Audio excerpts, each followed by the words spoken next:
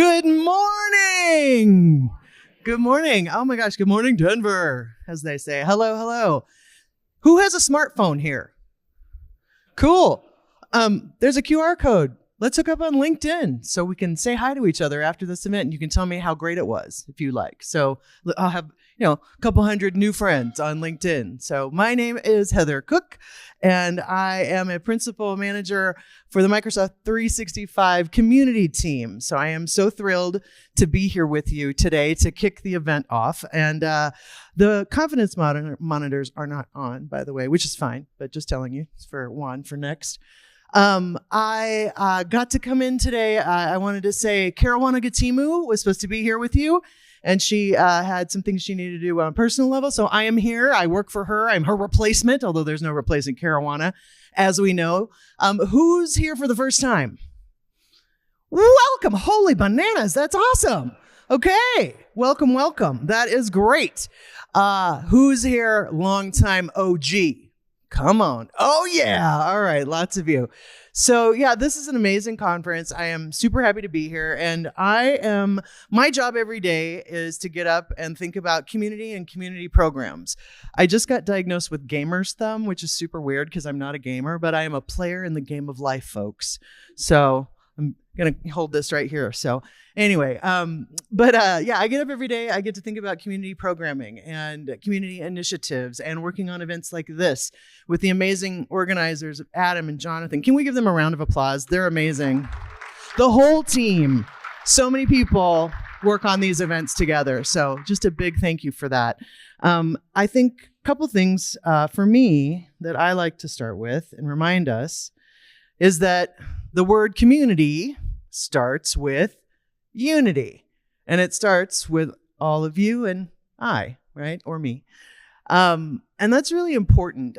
We say over here for M365 that you are the best community in tech. And you are. You're sitting next to people who share the same passions that you have. So maybe right now, look left and look right. Say hi to somebody, please. Meet your friends. Yeah, you're going to be here for the next day, 2 days, right? So everybody here who just put their smartphone out and got your LinkedIn app out, you all have those. You can network here, make connections, think about things together, share your passions, share your stories. That's what these events are about. Obviously, technical skilling and learning as well.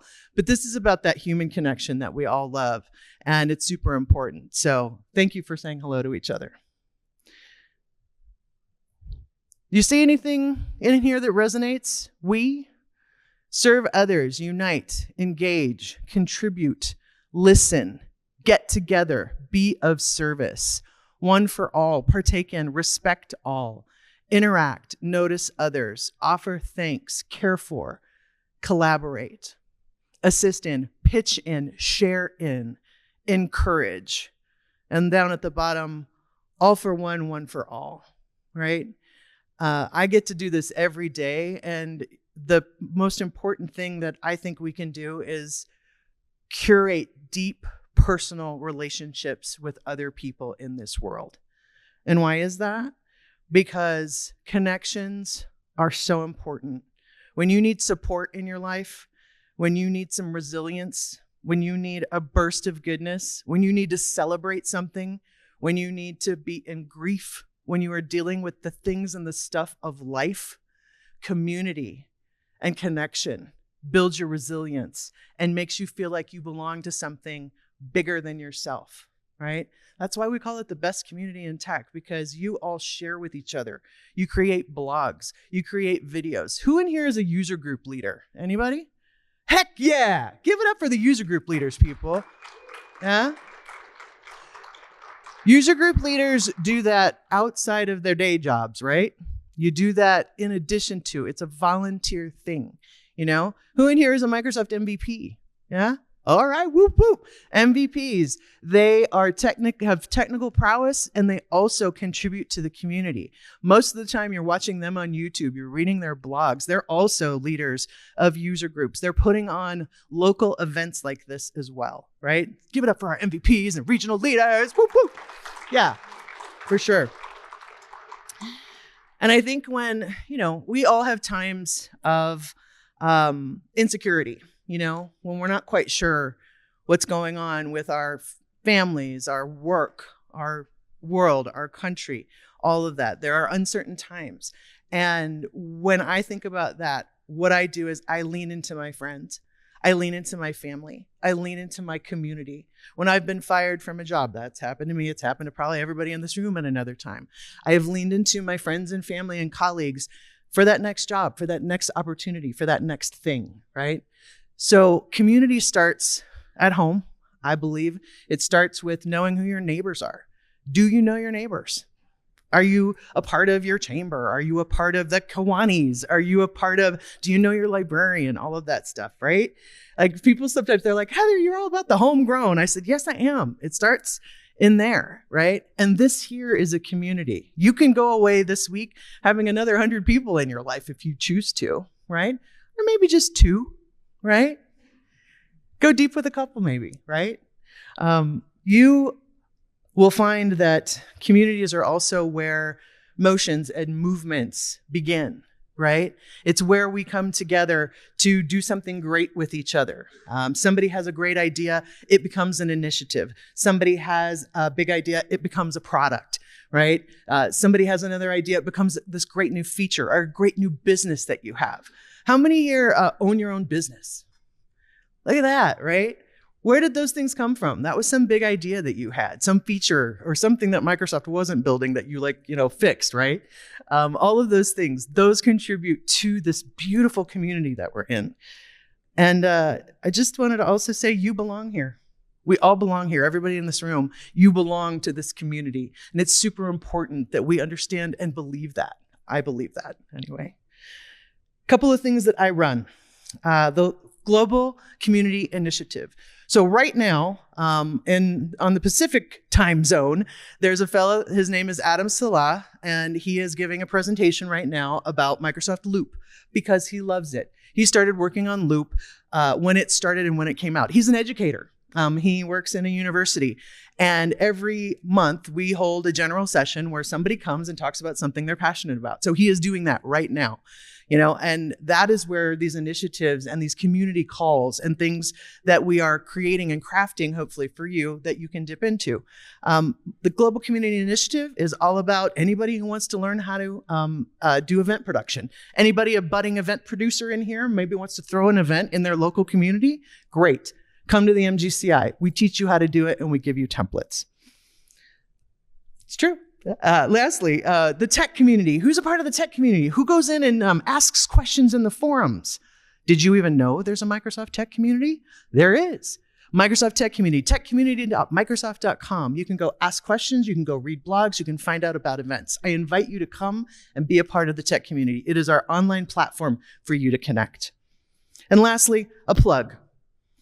Mondays at Microsoft. Every other Monday morning with Caruana, I get on for a half an hour and we talk about all things Microsoft. Because why? We couldn't keep up.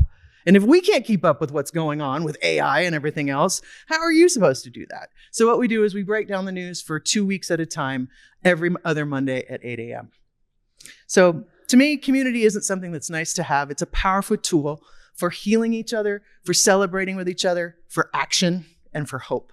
So thank you for being a part of the best community in tech. Give yourselves another round of applause. Woo, woo! And it is my pleasure to bring up one of our corporate vice presidents for Microsoft Teams calling meetings and devices.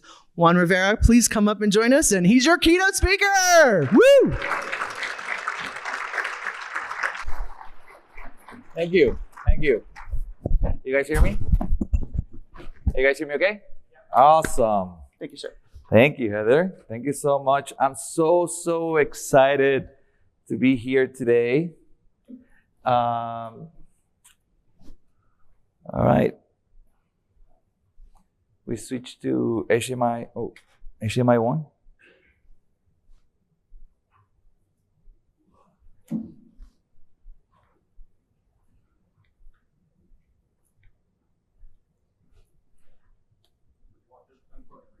All right. The good old turn it off and on. All right, let's see. I think it might be. All right, awesome. Thank you. Awesome. All right, so today I think you guys gonna be in for a treat. I really want to talk about how we are driving innovation at Microsoft with AI. And I want to cover really 3 important topics. Number 1 is how are we using AI internally to be more productive, right? We often talk about how we're building all these tools, Copilot and so on, but how we, our engineering teams at Microsoft, are using AI, how we're inventing our tools that give us productivity gains. And I'll show you some of those internal tools that we use every day. Because, we talk the talk and walk the walk. We really are learning how to do this. Second is, I've been working on AI since GPT-3, even before that, and building a lot of solutions with these technologies and doing this at scale. We've learned a lot, and we made a lot of mistakes along the way. I want to share my 5 biggest lessons from doing this over the past few years. So the mistakes I made, the mistakes we made building these solutions, you don't have to make. You can learn from those and really think about how you approach those.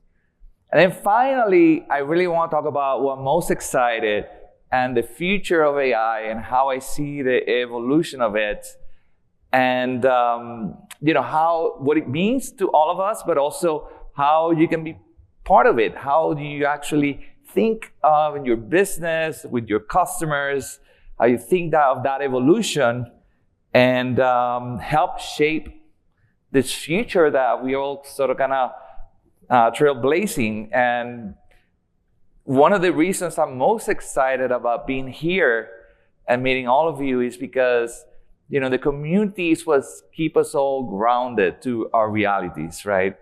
When we start building things, understand what really works, what resonates with the customers, what things work, don't work, is so important, that feedback loop from the community, so that as we continue to evolve our products, we're grounded to the reality. So, in fact, the most exciting part that I think about this section would be Q&A. We'll have some time at the Q&A. We can have a conversation. We can have have the opportunity to ask questions about what's in your head, what's your concerns or questions, what's really striking your mind, that we can talk about that. And I'm sure we're going to take all that feedback, whether it's during the Q&A or after that, back to the team to make sure we stay aligned in how we continue to build our products. So who am I? My name is Juan Rivera, and I've been at Microsoft for about 4 years, working on Microsoft Teams. I am what's called a COVID hire. So I was hired during COVID. I live in Miami, work remote. I tell the team that, if we can't make it work, if a Teams organization cannot make it work as a hybrid team, then what are we doing, right? So it's very important that we learn how to really make this work, right? Where, there's a bunch of people in Redmond in a conference room, and I'm remote. And how can we get people to stay engaged, right? You're not at a disadvantage because you're remote. So that's always very, very on my mind, is how do we make sure that we can continue to support this idea of people working in different locations. Before that, I worked at Citrix Systems for 20 years doing VDI and other things. All right. Okay, so why, this is kind of a bit of a silly question, but, even today, I see, some people who have embraced AI and some people who have not embraced AI yet. And I think the best comparison I can think of for all of you is in the 90s, when companies were debating, should we give employees access to the internet? Is that really a thing that we should be doing? And that was actually a real debate in the 90s. People have a browser? Oh, they're going to go and do online shopping and, go to all this stuff. Like, we shouldn't be giving them access to the internet. Now, nobody debates that every employee should have access to the internet. It's a given. But today we debate this question about AI. Hey, should we use these tools? What's the security with the productivity? Is this going to help? And I think that with anything, you need to start building a muscle on how to use these tools to get the most out of them. So the longer you wait for this, the greater of a disadvantage you are. And I think that's an important message to relay to peers in your organizations that might still be on the fence about this is, hey, you need to start learning how to do this. Not even at work, but in your daily lives. These things can really change the way you do things. So don't sit on the sidelines. This is really transformative for all of us, for our kids, for everybody. So, I think that's a good reminder of how people were thinking about the internet back in the 90s. With Microsoft, we're kind of evolving a lot of the thinking of how we're doing this. I remember the first time we tried summarizing a meeting, taking a transcript and summarizing the meeting with GPT-3. We were at awe. Oh my God, look at this. After a few months of looking at it, it's like, it's really not that good, But at first, we thought it was good. Well, problem number one was our transcripts were terrible. They were not that accurate. There was just a lot of mistakes. So if you're feeding garbage in, it's garbage out. But the models themselves were not that great. And we were sort of kind of guessing, what does it take to do this right? And there's no handbook to do this. And the models kept changing, and we didn't have access to GPUs, and there was always a fight between all the teams at Microsoft. I need more GPUs, and there was one guy handing GPUs to people. Oh, you get this much and this much. It's like a drug dealer at the time, handing access to GPUs. But over time, we started trying to really understand how these things work. And again, it was one of those things where it's there's no handbook. You just need to go and start discovering how these things work for you. And just like the journey that we've done at Microsoft, every company is going through this. And it's so important that you get engaged in this. You cannot just sit on the sidelines and start figuring these things out. One of my favorite things about AI is content generation. As an engineer, I have lots of ideas in my head. But turning those ideas into words in a way that reads correctly is actually a lot of work for me. But, with Copilot, I can, just kind of dump my ideas, whatever they come out, and then tell it to put it nicely for me. And now this energy that I used to spend to think about how to say this in a way that makes sense, now I have tools that help me do that. So content creation is much faster. The other day, I was having a conversation with finance, and I was actually upset about something. And I'm writing this email, and it's like, man, this just, looks angry. So I go to Copilot and say, Copilot, can you rewrite this in a way that sounds productive, constructive, and non-aggressive? And it would actually take all that and write it very nice. And then I send that email to, so sometimes, even when we write, we may not come the best way because we're upset about something. So this sort of becomes almost like a daily habit where you're constantly using these tools for everything that you're doing every day. And the more you do this, the better you get at instructing these tools to do what you need.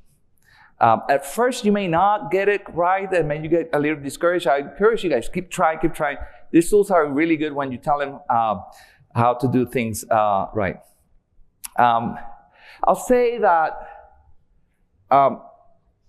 we have, in Microsoft, we build a lot of Copilot features, but I'm actually very proud that Microsoft Teams Copilot and Recap has been one of the most successful ones. And the way I describe its success is how it has changed the behavior of people. See, before something like Copilot and Recap, you either attended all the meetings that you wanted to be part of, or you sit through a boring recording video to see what happened.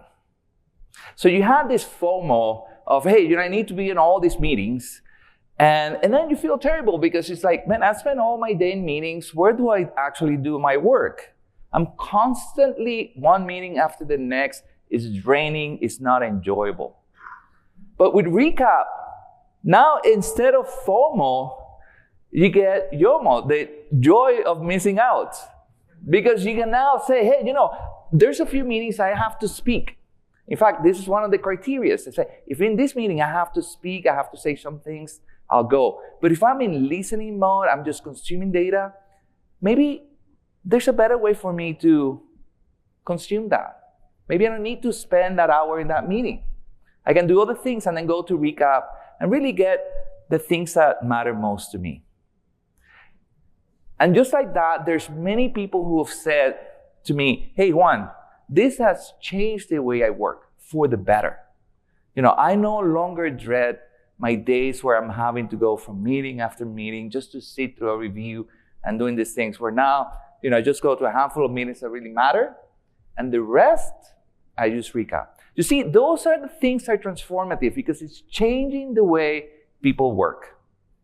And if you haven't tried Recap, my God, you're missing out on something amazing. I think that not only where it is today, but the work that we continue to do, for instance, like we talk about transcripts, making them better, where you can have a dictionary of the company. So it knows the words and terms of the company, so it's a lot more accurate. But it also takes on what's in the screen, what's being presented in the screen, and use that information so you can answer questions more accurately and do the summarization. I'll talk a little bit later about Facilitator, which is sort of the next evolution at the end.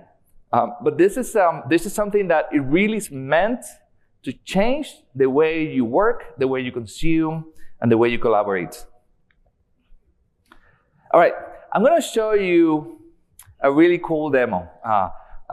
One demo that I'm very proud of.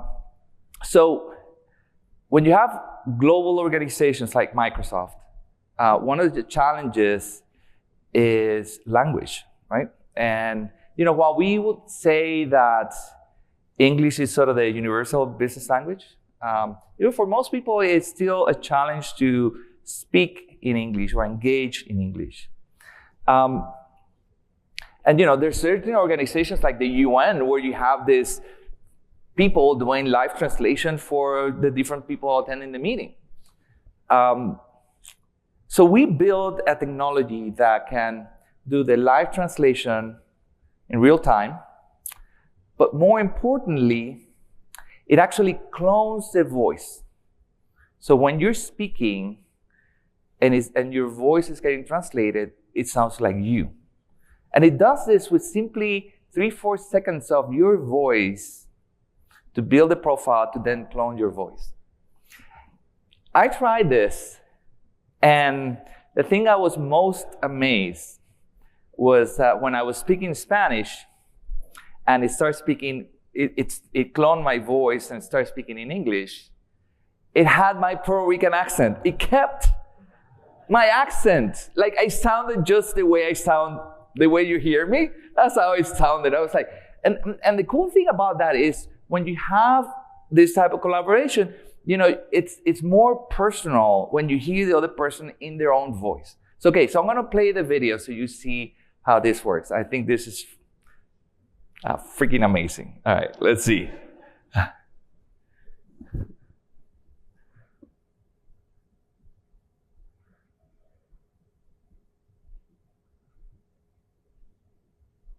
So it's choosing the language. So everybody's going to hear in English. Necesitamos finalizar el diseño antes del viernes para que la producción pueda empezar a tiempo la próxima semana sin ningún retraso. Es muy importante que cumplamos con este plazo para mantenernos. We need to finish the design before Friday so that production can start on time next week without any delay. It is very important that we meet this deadline to keep our delivery commitments. 今日チームと確認して全てが順調に進んでいることを確認してから前に進みます。また、今日の終わり、I checked with the team and confirmed that everything is going smoothly before moving forward. In addition, we will submit a detailed report on progress by the end of today. 听起来不错。在我们正式签字确认之前，我们一起再见。Sounds good. Before we officially sign and confirm, let's check together the content we modified last time so that we can ensure that everyone has a unanimous opinion and won't miss any details. So you can imagine the power of this, how you can connect people. Right now, it takes about 5 seconds between when you speak to the translation. We'll continue to bring that down. I think one example where this is really great is if you have somebody who it's like a presentation to people. There's not like a back and forth, but you're presenting to a lot of people from different locations where everybody will consume that in the language. Super, super powerful. All right. And one thing that we do internally at Microsoft, in particular our engineering team, is using AI for development. You probably heard a lot of people say, hey, developers are going to go away. There's this concept called vibe programming. I don't know if you heard this, where I'm not really writing code. I just tell the agent to do things for me, and it writes all the code for me. This space is evolving quite rapidly. If I look at the evolution of GitHub Copilot and how we are using it, it first started with this concept of auto-completion. And it was basically, as you were typing, it will actually suggest this block of data for you, and then you just hit tab, and then you didn't have to type all that information. Then it had the concept of editing, where it says, in this file, I want to do something. It'll actually make a lot of changes in the file. You can review it.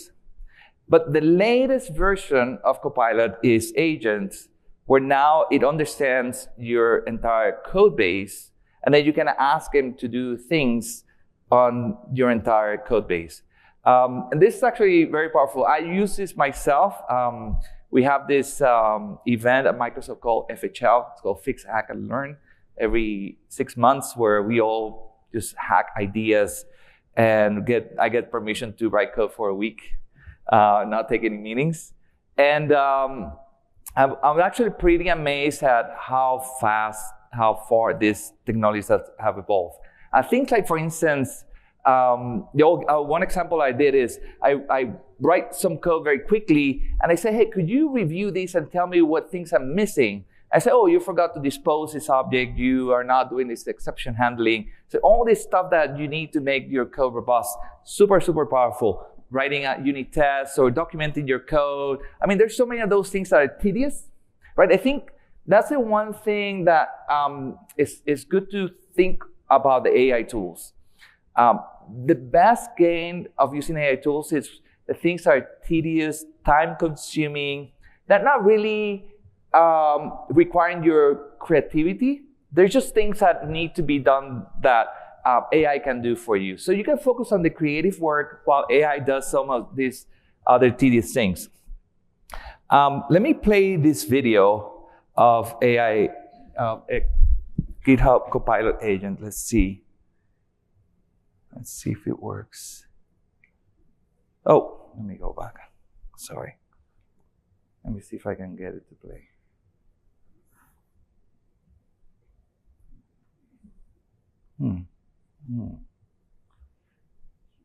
Maybe I have a Wi-Fi issue. All right, I'll share the link. This is actually a YouTube video, but I'll share it. I'm sure there's a way to share with the team, but the fact I can share the slides. But this shows basically how you're editing a file and it's making changes across multiple files. We use this every day at Microsoft. We start thinking about how, the roles in the organization start to blend.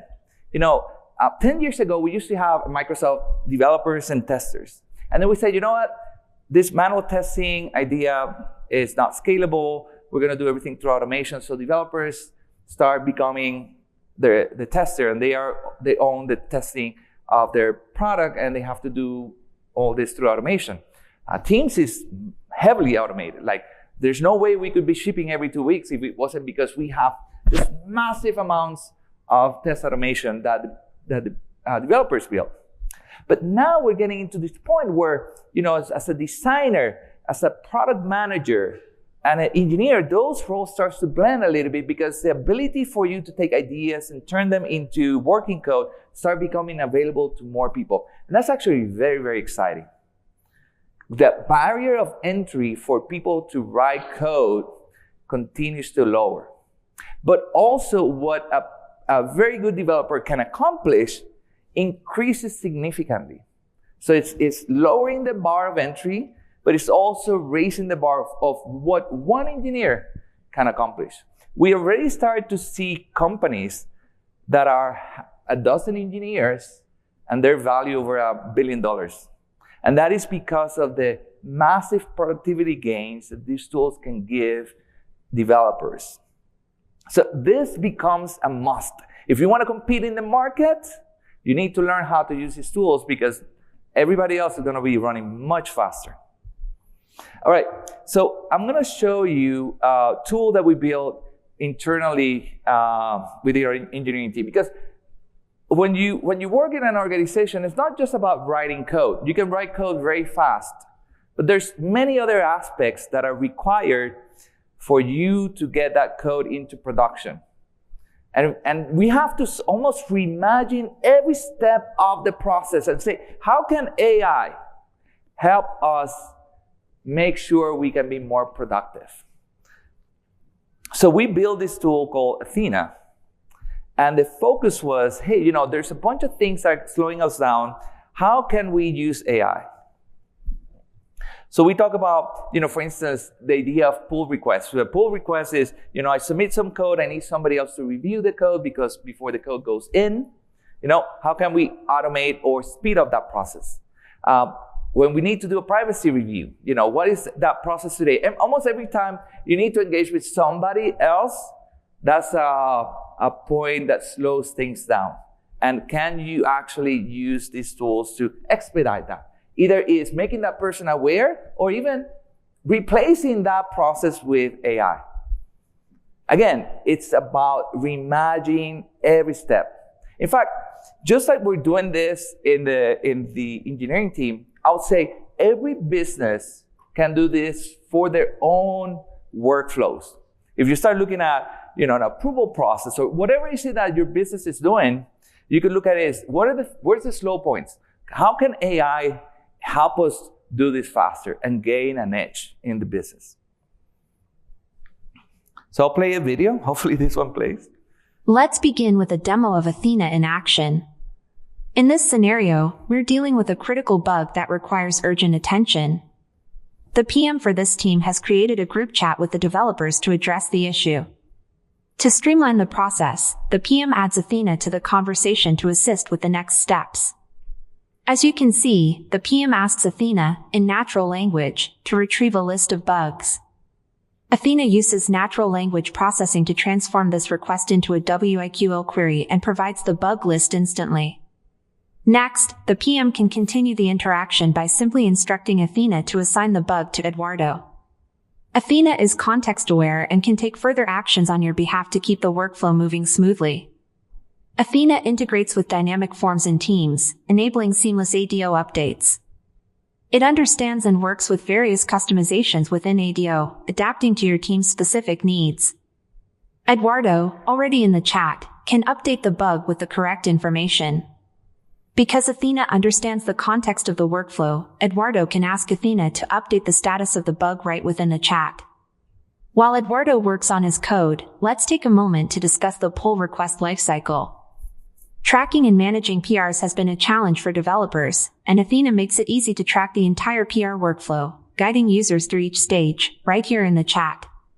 Athena's PR workflow integration is already live in Teams, Viva Engage, and ODSP. You can see that Athena is actively monitoring the PR lifecycle in real time. Let's tap into Athena's AI capabilities. Eduardo needs a quick review, and he invokes Athena's AI-powered nudge framework.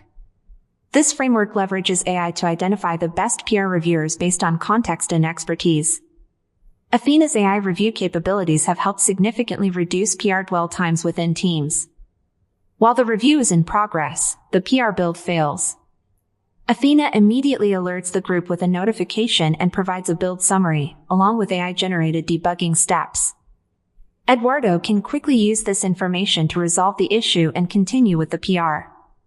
We are working on the next step in this workflow to send these AI-generated debug steps into an AI coding assistant, such as Rubber Ducky, to automatically generate the corrected PR. This will drastically reduce the developer's workload and improve the PR velocity. Notice that there's no need for Eduardo to constantly babysit the PR. Athena takes care of this for him. Athena sends a timely nudge, letting Eduardo know his PR is ready for merge. Typically, there's a lag of about 120 minutes between when all policies are complete on a PR and when developers actually merge it. Athena is eliminating this bottleneck by sending proactive nudges and taking action where needed. Even better, Eduardo can merge the PR directly from the chat, whether he's at his desk or on the go, no need to be in front of a laptop. Finally, once the work is complete, Eduardo can update the bug status to closed without leaving the chat interface. So you can think about how we looked at many of the workflows that developer has to face and say how many of these things we can actually automate using AI. And use the Teams interface to do this. Actually, this is the beauty. What he mentioned is like, hey, some of these steps, I don't even need to be in front of the computer. I just using the Teams mobile app and seeing the chat and approve those things. That is also, give us a developer more flexibility. I have to step out, go to the supermarket and I get the notification and I approve it. I have to wait until I get back to do those. So again, this is an example. We implement this ourselves. We actually see the benefits. But hopefully this just sort of kind of sparks the imagination of what you can do in your businesses or for your customers to help automate workflows. It's understanding where the bottlenecks are and then thinking about with AI how to unblock those. See, one of the things that we also do that is pretty heavy is how do we approve PRs and review them. And so we also use AI to review all that code. Hello all, I'm Sneha Tuli, 1 year PM for MerlinBot. Today I will demo PR Assistant that brings AI capabilities on pull requests. Two key capabilities that are widely adopted across Microsoft are code reviews and summary updates. Developers create pull requests for their code to get merged in the main branch, but have dependency on code review by reviewers. Code reviews can sometimes be a challenging task, considering varying factors like complexity of code changes, context switching, and time constraints. Hence, pull request completion times often get delayed. That is where we are leveraging AI to perform code reviews as soon as a pull request is created. With this, developers are able to get early feedback and address it in a timely manner. Example, in this PR, AI performed code review once it was created and suggested a change to avoid index out of range exception. Developer accepted the suggestion and left a comment stating fixed. Reviewers equally like the functionality, since they are able to spend their time on business logic focused reviews if basic reviews are taken care of. Additionally, since suggestions are visible on pull request, it gives reviewers and developers a space to discuss the desired changes aligned with the primary purpose of pull request, that is communication and collaboration. In this PR, reviewer liked the suggestion stating, "This is a good suggestion," and recommended accepting it. In another case, the developer wanted inputs from reviewers stating, "That sounds reasonable, but I don't see the pattern with other functions in this file, so I'm not sure if I should go for this." Reviewer suggested where the pattern can be found, and post-discussion, the suggestion was accepted. Similarly, summaries are an important part of PR, since it provides context on pull request changes and helps reviewers with efficient reviews. Apparently, majority of PRs either do not have summaries or have basic one-line descriptions. We are using AI to update PR summaries. Example, in this case, AI added a PR summary with the purpose of the PR, that is to create challenge API by adding start and end dates. Also, what files and methods have been changed. Developers can also manually invoke reviews or summary by typing either copilot:review or copilot:summary. Example, in this case, developer typed copilot:review to get suggestions on the second iteration of the PR. Additionally, developers or reviewers can select a piece of code and ask questions related to that diff. In this case, reviewer asks for a suggestion to enable a property group only to apply during debug build. AI provided a suggestion that was accepted by the developer. Hence, overall, AI on PR capabilities are not only expediting PR completion times, but also enhancing code quality and security. Additionally, it is providing a collaborative space for reviewers and developers to discuss the AI suggestions. Thank you.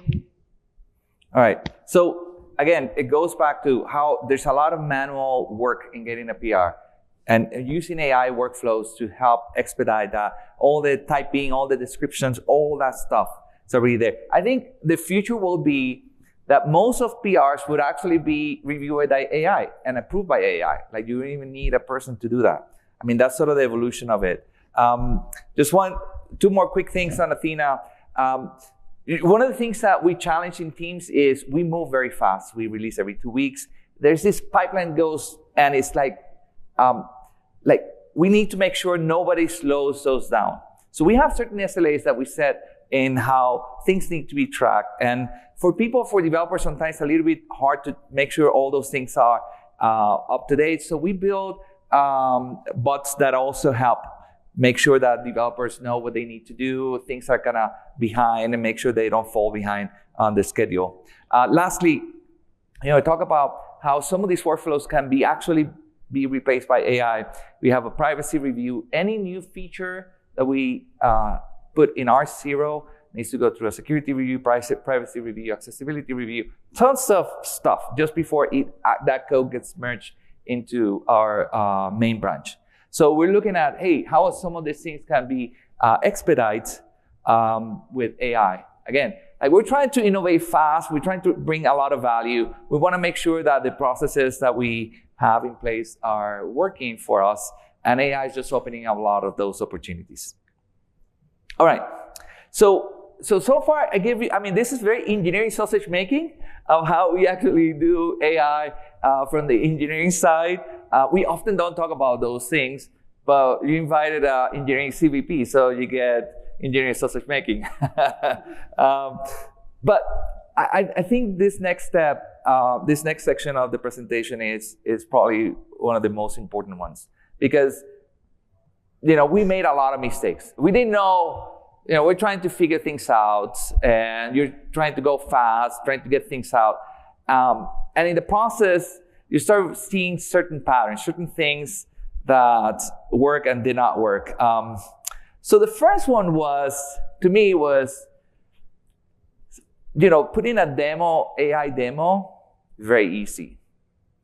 And people get very, very excited about, oh my God, this is going to change the world.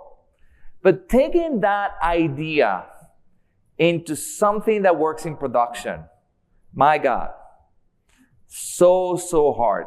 I remember when we first released Meeting Copilots.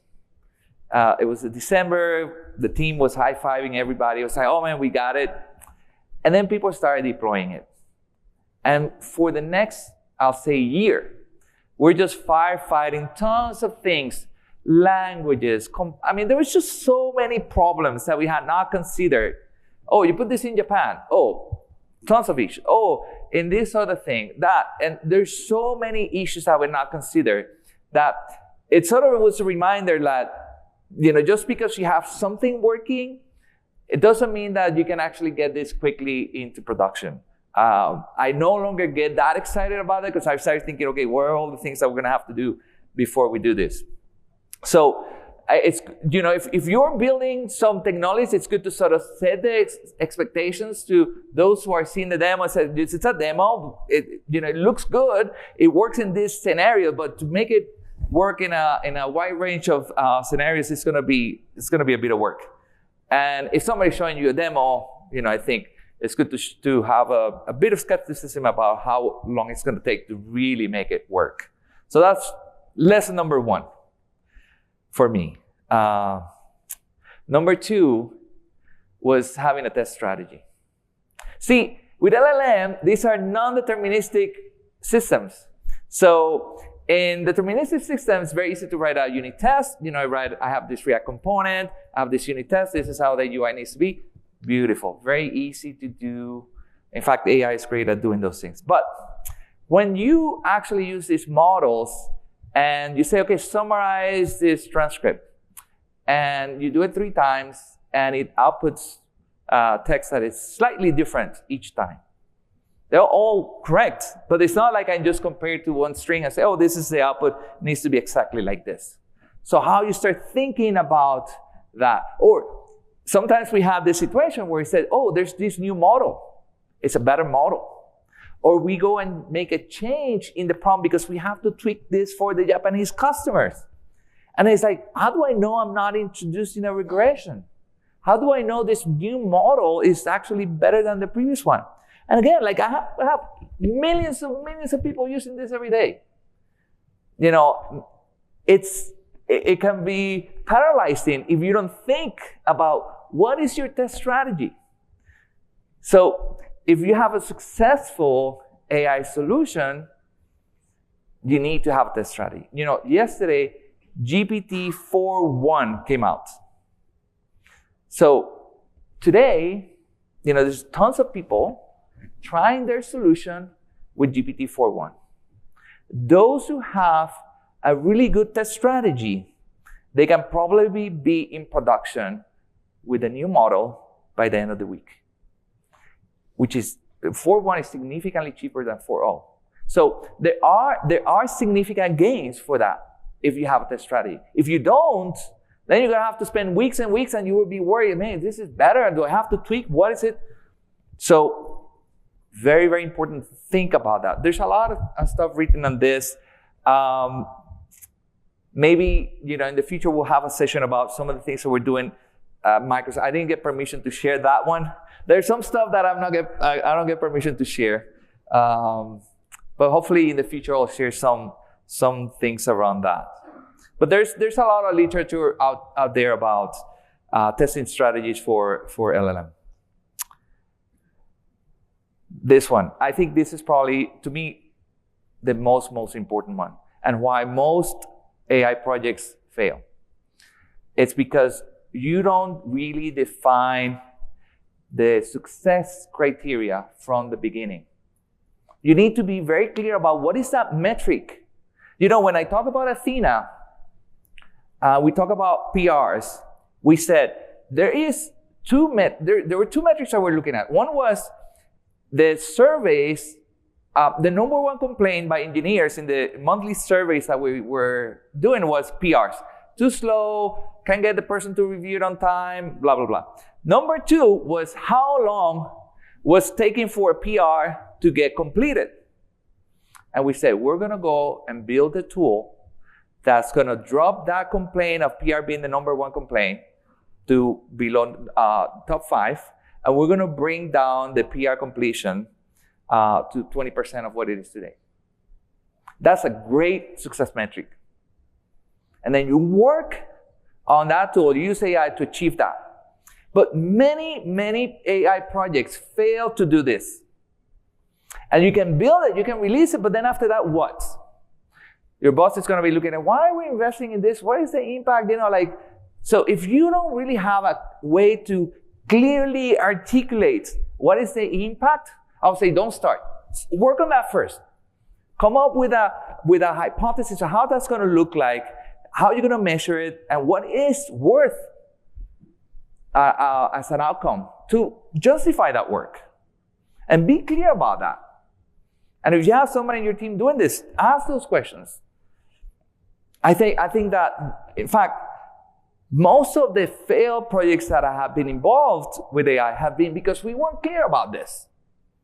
It was too loose, too fluffy. And then you say, okay, well, why are we doing this?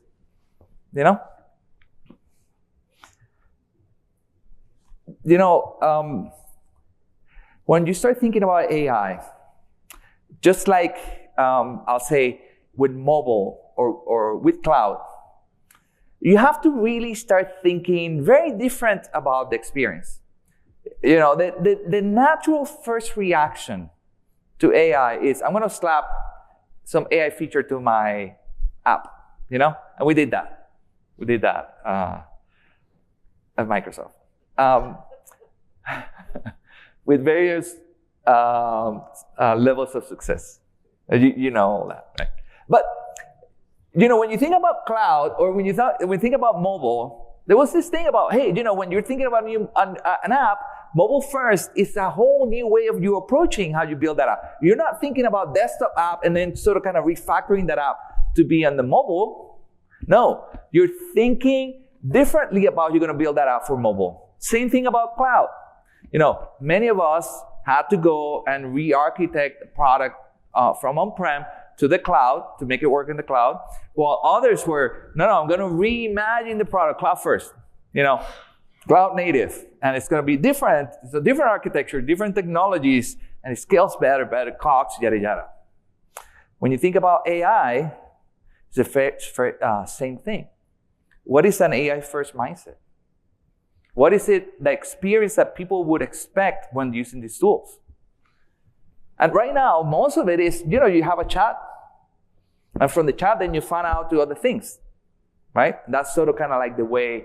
And so Copilot is a great way to build these experiences where you have a chat and you can bring all these different agents and different technologies and then have Copilot find out to those things. And you'll see at Build sort of the evolution of our thinking in how we see Copilot and how Copilot lives in our products. And then I'll say this one. This was super interesting. So, when I remember the beginning, first year or two, doing this prompt engineering. You guys remember there's a lot of chat about prompt engineering. I remember talking to one of our engineers. I said, we need to hire more people that can do prompt engineering. But wonder who is good at this. And he'll say, Juan, the best people for prompt engineering are kindergarten teachers. I say, what? Why you say that? You see, like kindergarten teacher can take a toddler and tell 10 different ways for them to do something. And they're pretty good at, ultimately they get the kids to do what they wanted to do. And it's that ability to really express yourself in different ways until you get the LLM to do this, because LLM in a way is kind of a bit of like a toddler. But what we have found is that prompting gets you so far. It gets you to 90%, 95% there. But if you really want to get to 99 and further, then you need to do fine-tuning. And the way the fine-tuning works, this is not, like sometimes people say, oh, you need to be a data scientist, you need some special background. No, please, this is something anybody can do. Don't let anybody tell you cannot do this work, that somehow you need some special skills. None of it. In my team, most of our engineers are working on AI. They're learning it. There's nothing here that if you learn how to program, you can learn how to do this too. So with fine-tuning, what you do is that you give them examples, dozens of examples of what is a good outcome. And as you give those examples, then the model itself gets you better results. So this is where sort of the evolution of how we're looking at getting better at summarization or any of the engagements that we do with copilots is through fine-tuning. This is where it gets us to 99% and above. So those are my 5 key lessons. So now, my last section is what I'm actually most excited about. And it's the future, what I see as a future. See, so far, we talk about AI in a way where you tell AI to do something, it does something for you. But we're getting to the next step where AI starts to become more autonomous, where it's not really fully autonomous, but it's really, it sort of has an idea of what it sort of things it needs to do and start doing those things without that direct one-to-one interaction. And models are still, I will say, they're not quite there yet for some of these things, but they're evolving very quickly. So if you think about how do we see agents, there are 3 levels. Level 1 is where you tell the agent to perform a simple task, and the agent does it. You know, say, print this document, you write it in English, and it knows, here's the document, prints it out. A complex tasks are ones where it has to perform multiple individual tasks to complete the task that you ask. It usually creates a plan, and it says, I need to do this, and it creates a plan of all the things that it needs to execute, and it executes those, and it comes back to you and says, okay, I completed this task. But autonomous is different. Autonomous, they basically start working and doing things, and then you're kind of supervisory mode. You're supervising the agent, not necessarily directing what to do at every step of the way. Now, if you were to think about this is kind of like I've been thinking about, and the reason this matters is because if we want to scale our businesses, if you want to scale a business, you're going to start needing this type of thing. Like, for instance, imagine, you're a doctor's office, and today you probably have somebody getting phone calls to set up scheduling, or sometimes you're too busy and the doctor just sends the patient to voicemail. Patient doesn't like to get into voicemail. So ideally, you have an agent, and the agent will have a conversation with the patient. Patient doesn't even know that is speaking to an agent. So natural the way he speaks that he's just having a conversation. And in the back end, he's actually setting up, finding the schedule, doing all those things. Now, all of a sudden, instead of you having to have a person doing that, or having the patient getting a poor experience, having to leave a voicemail, knowing if somebody's going to actually do something about it, now you have an agent that can actually help you deliver a great experience. And just like that, there's hundreds and hundreds of examples where businesses can actually use these agents to help them scale. You start thinking about small businesses that says, hey, maybe I cannot really afford a marketing media manager, but I can use an agent that can help me do some posting and keep, social media engaged. I mean, there's many possibilities. And the beauty about it is that this is not just for Microsoft to fulfill those needs.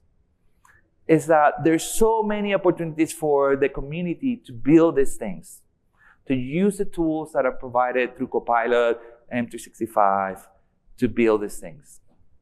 And I think that's exciting because we're going to see sort of like, so many agents flourishing, right, as the technologies keep going out and doing so. So I'll give you an example of how I sort of kind of see this. Just imagine, you have an agent, but the agent actually is a user, right? And it shows in the system as a user, right? And it knows the name, has a presence. You can actually see it in Teams. But the idea is sort of kind of mimics a human, right, in the system, right? And, the agent can actually speak to people through Teams or emails. You can send emails. If it needs to interact with somebody, it'll send an email or sends a team chat. But for practical purposes, no different from any other user. It would actually be aware of the org. Say, hey, who reports to Juan? It says, hey, this is the people who report to Juan. Look at the directory. You would actually be able to access a calendar. Again, all these things exist today. This is all an agent interacting with Microsoft Graph. Anybody can do this today. There's nothing here that you couldn't do based on what's available today. The concept is, how do you build these agents that, you connect all these different resources, you create that experience, and then the agent actually can perform interesting things for you in the business. The idea of, when you think about autonomous agents, one of the key things is agents actually manage multiple tasks. They're not just saying, oh, do this for me, and they'll do it. But they have many things that are happening. Some people send an email, I need this or that, or we need to complete this, or I'm following up on that. And then you have all those things happening. And you have this concept of, we show this concept of, the first day you boot up the agent, it looks at who's the manager and says, hey, I just started today. What am I supposed to do? Again, you're sort of kind of mimicking a regular user. You put it in the system and then you start doing interactions. So this is sort of like how could potentially autonomous agents evolve, where they start showing up as users in the system. Now, in Microsoft Teams, I'll say we're not quite ready within Microsoft Teams to do something like that. I say this is sort of kind of how the future is. In fact, I say these autonomous agents are most likely to come up by the community, not by Microsoft, because they're going to have to be very narrow focused and very specific to a business. And that's where the community has the opportunity to build these agents and create some of these opportunities. But we actually have been looking at, okay, so we built Copilot. Copilot is a level 1 or 2 agent where, I ask him to do something, give me a summary, give me a recap. But now I want an agent that can interact with people in a meeting, right? That's the interesting thing. Now, hey, can AI help us have better meetings? Can they interact live in a meeting and do more things? So we, for a year, we started going to the concept of group Copilot, and it was very weird, and we were just spinning our wheels. Then we sort of kind of landed in the concept of what we call facilitator. So I'm going to show you some of the concepts of facilitator and the things that we're building. Some of these things are in private preview. Some things are going to come up soon in public preview. But the first thing is, facilitator is like another attendee in the meeting. You invite facilitator in the meeting. Go back to that concept of what it shows Samantha read. I mean, it's almost like a user that you see as part of your group, right? So that giving that sort of concept of entity. I think that part is important. So in some meetings, facilitator is invited, some meetings you may not be invited.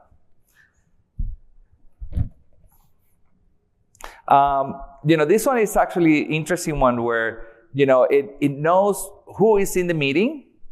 It knows that some people are not yet in the meeting. And you know how nudging people sometimes feels a little awkward? Well, now you can let facilitator do it for you. Facilitator is nudging the people, hey, come in. So you're not the unpopular person nudging people into the meeting. But again, these are some of those interactions where they seem small, but you start counting how many minutes people waste in a meeting waiting for people to join in. Sometimes I joke that we should have a feature in Teams where it shows how much a meeting costs. Like it pulls all the costs. I mean, I know it's not practical, but man, if you knew how much a meeting costs, you wouldn't be just sitting there and, oh my God, or saying, oh, should I invite all these many people? But again, this is part of how can we make things more productive? How can we take all that grunt work away from people and let AI do this for you? Like, no need for you to do those things. Another one is taking notes. We have notes at the end with recap, but this is actually interesting because this is actually happening as the meeting goes. It's a loop document. And you can co-edit this with facilitator. So you can see those meetings as the conversation goes, and you can see, you can edit anything along the way. Now, this is an example of autonomous, where you're not telling it to do this; it's doing it on its own identity. So it's not like when in the loop document it says facilitator wrote these things in the notes. It's not you or another person, but that's sort of kind of, you start seeing that autonomy of an agent, where it just starts doing things that is being sort of kind of part of its responsibilities. So the other one is, how do you actually start giving people how the meeting is progressing? So it's actually saying, in the chat, it's saying, hey, we're doing this, we have to complete that, and so on. So it is active participant in the meeting. Sometimes people use what's called a time cup. We do this a lot at Microsoft. Say, hey, with this meeting, it lasts 30 minutes. We have to go through all these things. And somebody say, hey, we got to move to the next topic because, you cannot run long on this one. So, and nobody wants to be the time cup, right? So again, you let facilitator do these things for you. So let me show, this is the one on the topic. So you see, it actually can detect the agenda. Say, we have this much time for this, that, and the other. And it starts instructing people, this is a topic, we're going to talk about this for 50 minutes, and after that, we're going to have to wrap it up and move to the next one. And again, some meetings, people do this, and sometimes there's many meetings that nobody does this, and then you go long and you don't cover all the things that you're supposed to cover, so the meeting wasn't as effective. Let AI do this for you. Why burden anybody with these things? Again, these are great examples of how AI really help us up-level the quality of our work by not having to do things that nobody really enjoys. So this one is cool too. This is a visual indicator of the agenda. Let me show you how we're thinking of it's going to look like. So it's going to have this bar on the top that is going to show you all the different topics and where you are in the meeting. So you can see how much time you have left. So as people see it, and again, it builds on the agenda, it builds on the topics that are being covered, it looks at the time that's been, and then it shows you these visual indicators. Again, these are all these things that are gonna help you be more productive. And how we're using AI in ways that interacts with multiple people. See, so far has been Copilot is a one-on-one relationship. Now you have this AI that is engaging in a group setup. And as you see, this is sort of like the evolution. These agents are going to be more collaborative, and they're going to be doing a lot more for us as we move forward.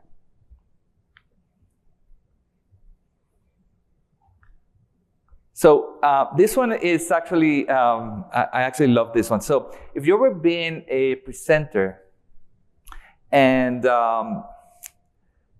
a lot of times in chat, people will ask questions. Hey, we'll answer the questions at the end. But put the questions in the chat, we'll get through them. And then you have to go. And then if it's a good meeting, you're going to have a lot of engagement in the chat. So then you're trying to parse through the chat to see what the questions are. And then Copilot can now bubble all those up from the chat and say, oh, here's the things as presenter that you want to be looking at in the chat, so you can answer those questions. So it's like a special view. Facilitator is giving to the presenter to make sure they have the right information at the time. So they can really engage in the presentation. You see how when you go in presenter mode, you don't have the full Teams experience. So this is just another way of making things easier for people inside a meeting. Now, LLMs are trained with what we call world knowledge. All the books, all the encyclopedias, all the articles, that's how they train the LLMs. So they know all that information. But when it comes to company data, that's a different set of information. So being able to ask questions in a meeting and use Facilitator to help answer those questions based on company data is another way to drive productivity. Where somebody said, "Oh, what was the NPS for Teams last month?" And somebody has to go and pick it up. And as somebody asks a question, Facilitator knows, oh, somebody asked a question. Let me see if I can get that information. Oh, by the way, the NPS was this. So now it's this person in the meeting that knows all the answers. That as you ask those questions, he can answer those questions for you. And again, this is another way that you can be more productive, because you don't need to have somebody that knows all the answers in the meeting to really get the information you need. It's sort of give you superpowers in a meeting. It helps you be more productive, more collaborative, use your time wisely, and, get to the outcomes. This is evolving, and we're figuring things out. We actually look forward to how people engage with it, how people use it, if they see value in it, what things work ultimately for you, and we'll continue to evolve. So for me, it's really important for us to stay grounded for what actually works in the real world. A lot of these things, we imagine them, say, oh, we can do this, that, and the other. We build it, we test it. But ultimately, you're the final judge for these things. And say, Juan, yes, this is actually changing the way we collaborate. Or I see the facilitator, it doesn't really do much for me. And then we have to figure out, okay, what else? How do we need to do it differently? And it's one of the reasons why I'm excited about this type of events, because we can have those conversations and we can learn from you what you see, what the opportunities are, and help guide us to build better products. So, all right, so I'm going to wrap up and just going to summary of the key takeaways. Number one, AI, you have to really reimagine how you work, how your businesses work, your customers work, and what sort of things can be done better with AI. And the answer is probably a lot.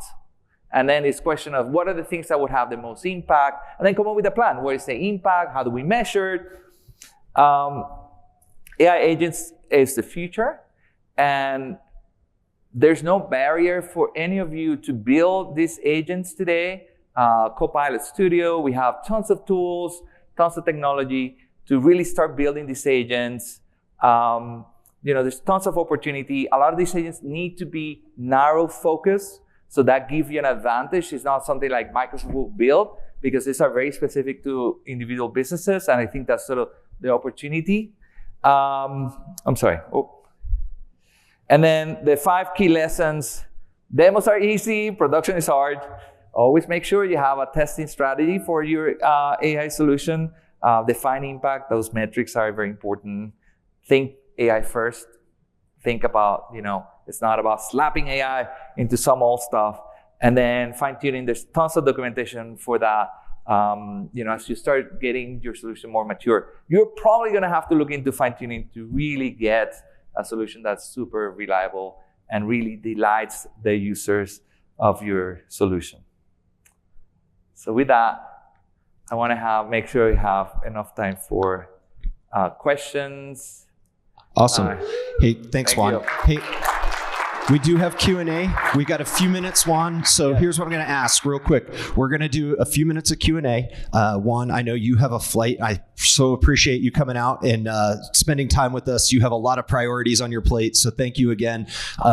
If you have a few minutes right after this, we have a Microsoft community zone. And if we cannot get through all the Q&A, can you just sit out there for a few minutes, and then people can go out there for that. We'll just do 5 minutes of Q&A here real quick. I saw some folks over here. Heather, if you want to go over here. Thank you for the presentation. 2,000 questions, I'm sure. But one is, how did you build Athena? What was the tool set for Athena?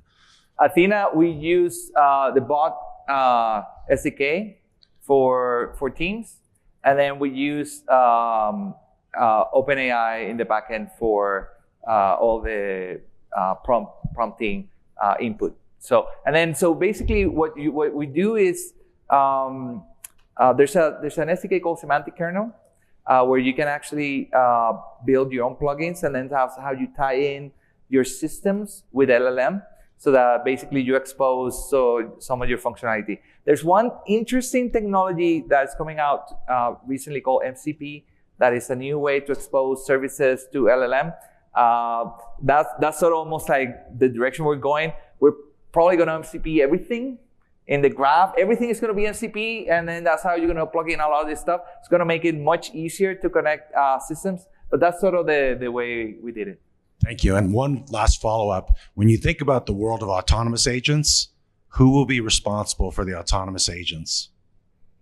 Who will be responsible for the liability associated with autonomous agents? Yeah, it's the person who runs the agent, It's like the way this is going to evolve, because there's a lot of questions about, hey, what if this thing goes rogue and does something?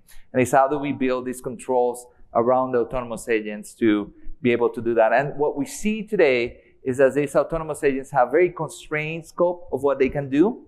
Sometimes it's only read access, very limited, or sometimes they require a human to approve the final action. As the models get better and the security models get better, we're going to see that. I see Microsoft playing an important role in creating frameworks to support this, so that when you build these agents, you don't have to worry about a lot of these things. There's already some tooling to handle a lot of these things. And there's tons of work happening at Microsoft to answer a lot of these questions, from identity, security, tracking compliance, tracking all the things that the bot does. So that's definitely very much in mind on, because we all see sort of this is sort of how the future is going to look like, where we're probably going to see most of the software that we'll see out there is going to be agents. SaaS is going to go away. Agents is going to be where most of the software that we see in the future will be. And so building all those controls and supporting frameworks is going to be key. Mm-hmm.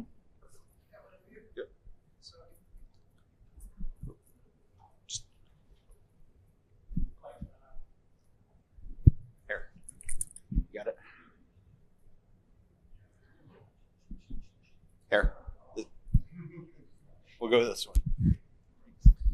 So when using agents, I find that it makes mistakes that are sometimes pretty obvious, and I'd like to be able to provide feedback in the moment to help correct it. So if it's if it's a meeting that's doing summarization, for example, and it misunderstands an acronym or some sort of jargon, I'd like to be able to say to the agent, this is what we mean.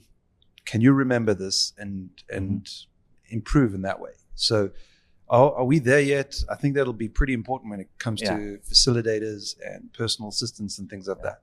Yeah, so, memory is one of the key areas of innovation with agents, and how do we make that available, the personalization. See, like today, Copilot is fairly static in its behavior, and the ability for you to personalize and customize how you wanted it. It's sort of part of the evolution of how we see that going. I actually see even in the future having fine-tuned models per tenant, where every tenant we fine-tune the model, because there are actually some difference in each tenant and how they want to do certain things, and be able to say, oh, here's the things that in this tenant people like, so we can actually customize further the models. I see that also as an opportunity in the future to really meet the needs. Because again, when you build these things that are horizontal, it's actually very hard to get it right for everybody. And the truth is that you need to have certain levels of customization for each customer. Yeah. Awesome. Hey, we're kind of running short on time before we get to the next sessions. I want to make one more request here, Juan. Can we just step up here real quick and get a selfie with everybody? Yes. Awesome. Here, real quick. We're just going to go like this. Everybody who can get in, say hi. This is going to be awesome. All right, perfect. Thank you so much. Thank you so much to Juan. Thank you.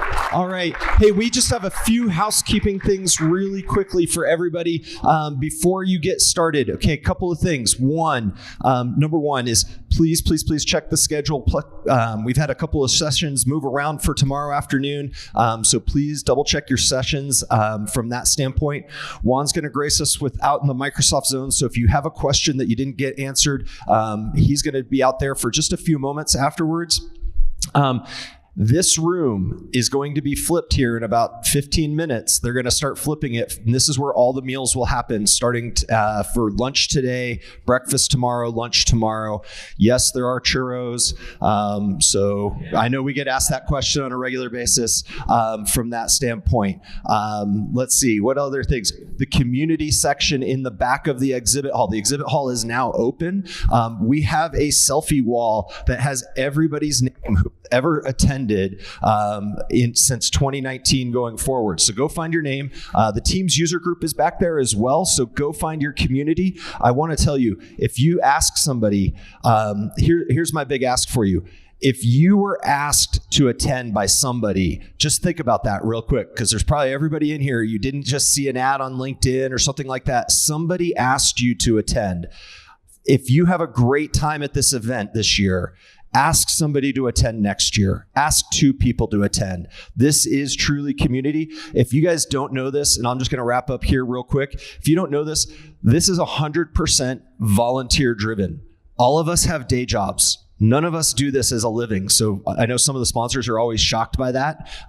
From that standpoint, none of us do this for a day job of putting this event on. We start tomorrow for next year. Actually, we started for next year back in July. But the thing that I want to tell you is whether it's Pat back there in AV, Jonathan over at the registration doing all the detail-oriented stuff, Josh with the marketing, there's a lot of folks. All the volunteers, whether it's the Slaga family, if you don't know them, they're the ones that are running around helping out with AV. Sharon, there is more people than I can name. But if you see somebody in one of the roadie shirts, thank them. Thank a sponsor. The sponsors legitimately help us put this on and make it so that we can keep these tickets super cheap so that you can invite your friends and have them come, because we don't want money to be a barrier to entry for this. So this is really important to us from a community standpoint. Heather, you said it great about the MVPs and everything of why we do this. But thank you so much. If you have any questions, just head out to the registration desk, find one of us, and we will help you. Juan, again, thank you so much. Hope everybody has a great time.